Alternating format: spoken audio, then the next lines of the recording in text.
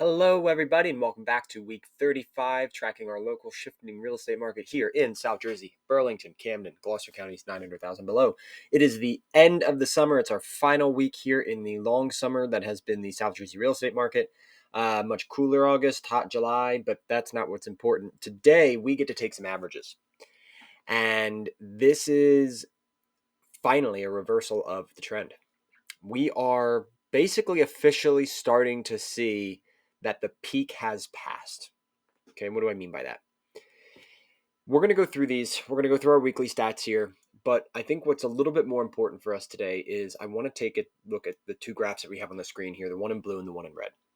And one is the average total available listings, total active listings that are on the market at any one given period of time. And the other is the median list price, right? The conversation as a seller and as a buyer is it going to cost me more than I want it to, or is it going to be less, or what's the price going to be like, right? The pricing conversation. And then also is how many other homes do I have to compete with if I'm selling? And how many homes are there going to be available for me as a buyer when I enter the search, right? So units and volume, right? Those are the two big conversations that as a buyer and seller, you have to be aware of, and you have to understand where you are entering the market and what kind of landscape you are going to have. So this week, total active listings, new listings, and pendings, right? Our top three that we get here when we start these on the rise. And then for our total active listings, that's on the rise. You can see that it's been steadily increasing every single week. But then our under contract and our closed are still right here. Now we're starting to see what's happening is our close is a little bit high. Pending's not really quite there, but this doesn't take into account some of the active under contracts. But what's more important, expired, withdrawn, and cancels are starting to creep up a little bit more, right? Those listings that aren't selling. We have our average and median days on market. And you can see I put here for price reductions. Those are on the rise. And also you have the days on market, which basically for the first time since probably almost the beginning of the year, we just went up. We had been steadily decreasing the days on market. And then just for almost the first time, now we went from 55 to 56 on average, and we went from 22 to 25 on median. So it's not a huge jump, but it's the first reversal since we really started tracking these days on market since the beginning of the year. So that is not insignificant. Our median list price has really stabled off. We have been at 339.9 like on the dot since for a month. For basically 4 full weeks, we haven't come off that price at all. Okay, and our volume comes in line with total active listings on the rise. All right, so that's the boilerplate stuff, right? That's just where we are sitting today. It's week 35. We took August averages and we racked them in here, and there were a couple significant ones. I think what wasn't all that surprising was that the new listings pending and closed, just the activity was up from July. July was a little bit of kind of a bottoming out, especially what happened was the prices really hit that high in June and July and really spiked in July. I think that just kind of put a little bit of a damper on some things. But now the prices have sort of evened out, and it's brought back. We talked last week on a little bit of a buyer confidence. And so that's been returning a little bit. And so that's why I think we've started to see some of these. It's also a lot of people that are like, I need to get in this new house before school starts, right? Obviously, end of August here, September, all the kids are starting to go back to school and everything like that. So we did the school sales back in June, and now we have the preschool sales here in late August. Price reductions are up on the average. Median's still down compared to how it's been, but again, we're just now seeing the reversal of that. But let's jump to our two main graphs here, because I think this is really what we're going to tell the story. And then I have one just kind of odd and end piece that I want to talk about from a showing that I'd seen last night. Let's take a look at total active listings. All right, we're going to take a look at our graph in blue here, and I'm just going to make this a little bit bigger. So obviously we can see beginning of this year, January, February, March, and April, we were in free fall, right? That was very much the tail end of that interest rate hike that happened at the end of 2022, end of last year. It put a huge spiral into the market. Affordability really crunched as prices were starting to go up on some other consumer goods. This was that period of massive inflation, right? And it just put a huge damper on any consumer confidence in real estate. Well, inflation started to get a little bit more curbed back around April and May. And that's where we started to see this slow increase, right? Once people realized that they didn't have to fret so much financially about all the other aspects of their life, they could have a little bit more of a rational semblance of what they should be spending on a per monthly basis for housing as compared to bread and milk and cars and insurance and all the other things that go into your monthly account that you have to spend money on. But we've seen the largest increase in total active listings here from July to August. April to May to June to July, we had a nice, real, slow increase here. And we really jumped back to August. We're all the way back at basically February level inventory levels, right? So what's happening here? Well, prices have gone up, and a lot of sellers who were thinking about it, they're recognizing, hey, these are some of the highest prices we have literally ever seen. Let's put our homes on the market. So sellers are starting to come out and more homes on the market, starting to put some more things on the market.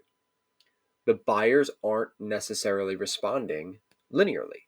And we get that because interest rates are higher, right? So while we're seeing the total active listings come up, now I'm going to speak of this from two different points here.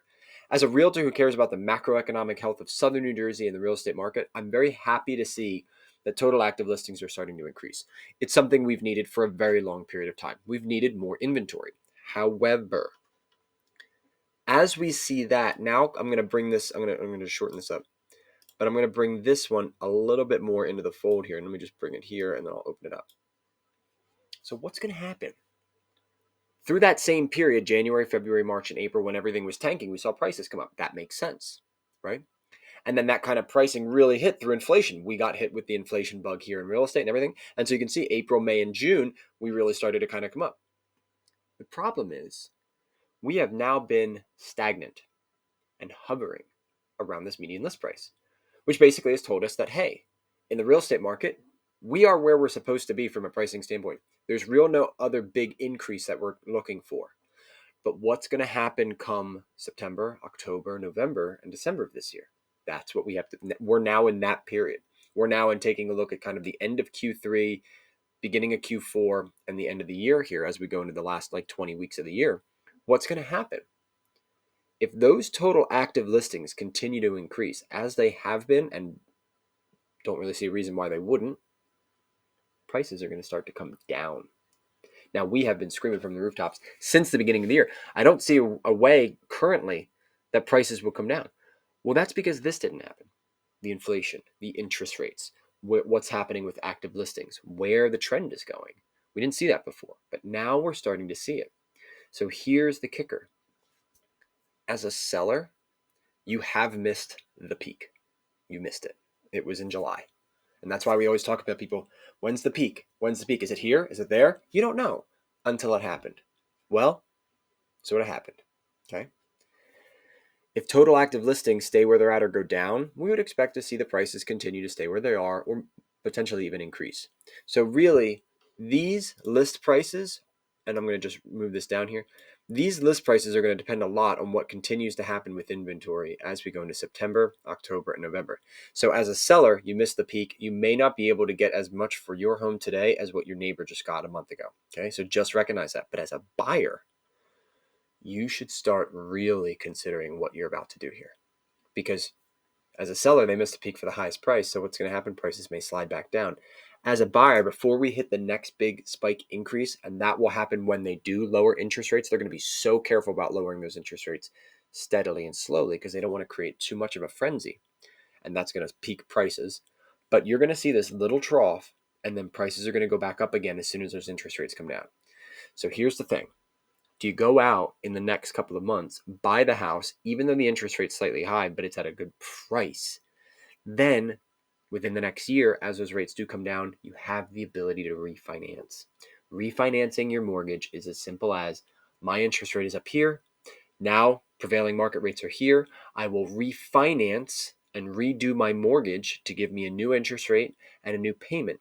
And at that time, you may be able to pull some equity out of your home if you want to do a cash out refinance, if that's something you have. Now, if you're buying the home this year, probably not going to refinance it within 9 months. That might not make sense. You can take a look at it. It's mostly for a lot of the people who have purchased in 2021, 2022, and before. So 2020, 2019, 2018. That's going to be when your refinance period will start to come in, if that's something you want to do. Now, a lot of people are saying, I don't know if I want to refinance because I have such a low interest rate. Well, here's your decision, right? Yeah, you're in a payment of, let's say, $2,000 a month right now. And maybe your job has increased, or maybe your income has increased, right? So maybe you can afford a $2,300 a month payment instead of the $2,000 a month payment. You say, well, why would I go to that? Well, if I could pull out $50,000 as a check and write it to you from the equity of your home and then give you that new payment, would that be worth it? Right? I'm basically giving you 50 grand, but you're going to have to pay $300 extra a month, right? And obviously these are back of the napkin numbers. With every mortgage, it's going to be a little bit different, but that's the concept. Why would you refinance from a lower interest rate to a higher? It's because the equity in your property has grown so much that you can do something else with that money rather than let it just sit in your home. Your home will still appreciate. You're still going to get future equity gains. It's not like you're going to negate that. But I think a lot of people could use $50,000, $20,000, $100,000.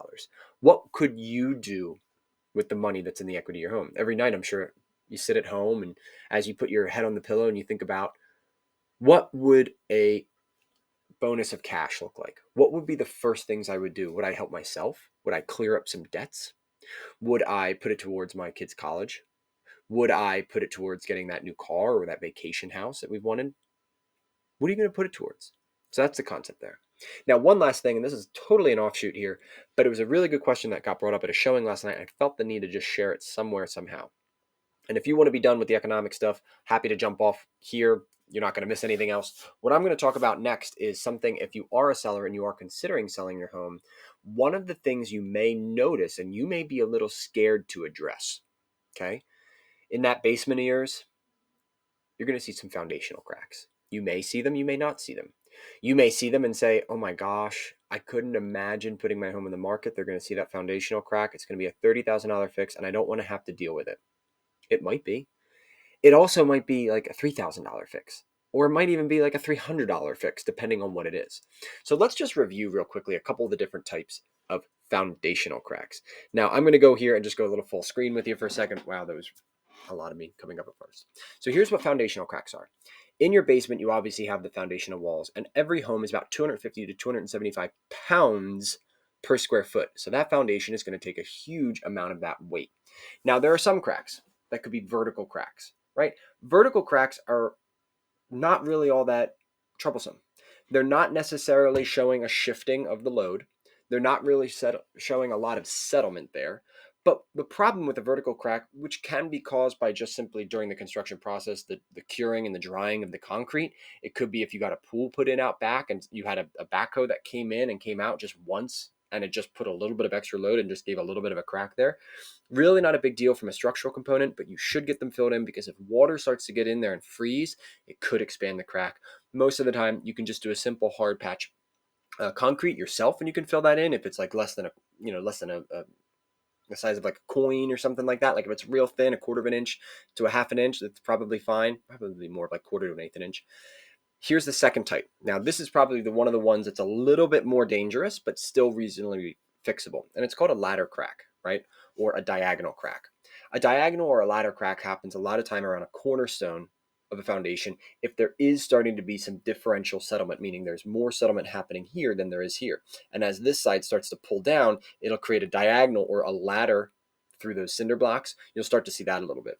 That is something that I would have a professional come out and take a look at fairly immediately. I have a couple structural engineers in contacts if you need them, but you can probably Google some in your area and find them as well. But that is one that I would have somebody come out and address because that is showing that there's something happening unevenly through your foundation that definitely could cause some issues. If you're noticing some doors and some windows that aren't quite shutting in your house too properly around the area where you might have that diagonal foundational crack, it's a very good indication that you may have some of that. I was part of a transaction for a home in Camden, a townhome in Camden. It was the end of a row home.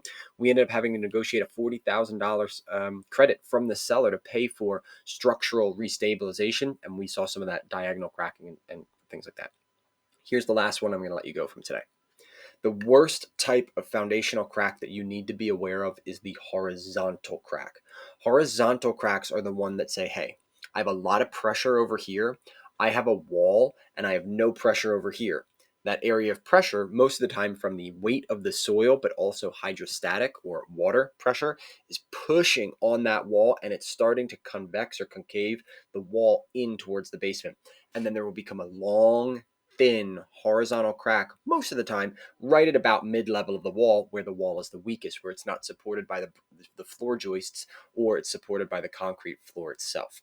That is one that you're going to have a structural engineer and they're going to come down and they're going to do something called a plumb line. Now, plumb line is something really simple that you can actually do at home. So if you want to check to see if your horizontal crack is in need of any type of repair or assessment, here's the line you can do at home for free. And I'm not a structural engineer. I'm not an inspector or contractor. I've seen structural engineers do this, and this is what they've told me. So do not use any of this as, pure You get it. What you're going to do is you're going to go about a foot away from the wall, okay? And you're going to take a piece of string and you're going to put a little weight at the bottom of it. You could use anything you want, right? A little weight, just something, doesn't matter. Could be anything. You're going to put that, use a screw or a nail or just a staple or something and put it in your floor joist and then let the string hang and let it settle, okay? You're going to now take 3 measurements. You're going to take one at the top, you're going to take one at the largest point of the deflection of where the crack is, and you're going to take one at the bottom. And here's what you want to figure out. The top and the bottom should basically be equal. They should be an equal distance from that line to the wall. Let's say it's 1 foot, right? And at the bottom, it's 1 foot. Well, what we want to see is where the wall is starting to convex or concave. And you're going to take that measurement right at where the center horizontal crack is. What's that distance? Is it exactly a foot? If it is, fantastic. That means you're completely even, right? 1 foot, 1 foot, 1 foot means it's completely even. But what if it's 1 foot, 1 foot, 1 inch, 1 foot? Now you have 1 inch of horizontal deflection. That would require assessment and likely an addressment by a structural engineer or a basement proofing company. The rule is 5/8 of an inch. If you have more than 5/8 of an inch of deflection in that middle one between the top and the bottom, then it is something that I would recommend having a structural engineer come out, give you an assessment, and then have a structural repair company be able to quote you on what it would be to repair those. Most of the time, those repairs are not all that much. A lot of times, they're actually quite simple. You can use Kevlar strips, you can use a rebar method, you can just use a steel I-beam that you put in every 36 inches to just help brace it. The rule with structural repair is we're probably not going to move it back to where it was. We're just going to stop it from going any further, right? And a lot of those projects are $300-400 per little section. So if you have a short wall and you might only need 3 of these, you're looking at maybe $1,200 to $1,500, $1,600. We're not talking $16,000, right? So anyway, I know that was a little long for today. If you have structural problems in your basement, think about it. Is it one of these vertical cracks? Is it one of these diagonal or ladder stepping cracks? Or is it the true deadly horizontal crack that may need some addressing? So anyway, if you have any questions on that, or if you even want to text me, if you want to take a picture of some of the cracks in your basement and text them over to me, I talk with my structural engineer and I talk with my home inspector and a contractor all the time about these type of things. So send us some stuff over and we'll talk to you. I mean, I gain nothing by this. It's just a matter of good information. That's always been the point of these emails. It's always been the point of the service that we try and do here. So anyway, we're out for this week, week 35. We're past the peak. And take a look at those basements. See you next week. Bye.